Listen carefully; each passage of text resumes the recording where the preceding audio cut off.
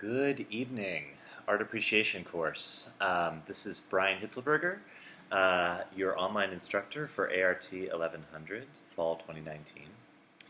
This is week 8. It is our final discussion post. We finally arrived.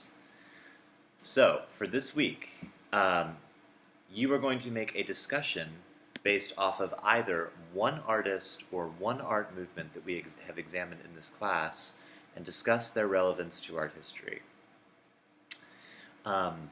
You are making a video that actually attempts to answer the question, why are we looking at this artist or this movement in an art history course, in an art appreciation course? What are their contributions to art history, and why are they significant enough to be included in a college course? Okay, how has what they've done been impactful for the history of art and the history of aesthetics? Okay, this is again not necessarily a discussion or a video about an artist that you like or an artist whose work you think is good. It's a discussion about an artist whose work is significant, and I need you to explain that significance. As always, you are also expected to explain that significance using course terminology and show me that you are engaging deeply with the material. One thing that can be very helpful if you're talking about an artist or a period, talk about what came directly before them, and then talk about what came after them as well. What were things like before this artist or period happened, and what were things like in response to this artist or period? How did what the artist or period do change the way that aesthetics moved and were thought about or created?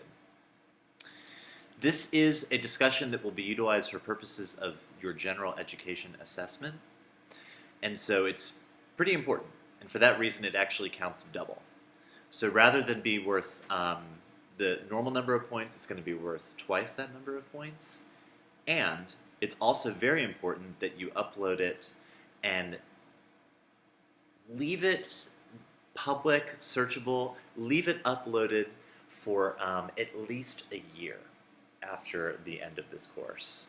Our general education assessment doesn't always happen at the end of every semester. Sometimes we actually do it at the end of an academic year.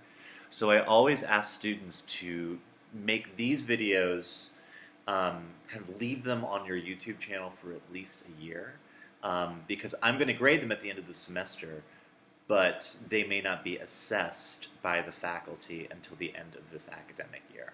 Okay? So do leave this available for us, because we're actually going to look at it twice. You'll get a grade at the end of the course, but then we're going to assess it later as a faculty, and we actually use it for a kind of larger assessment.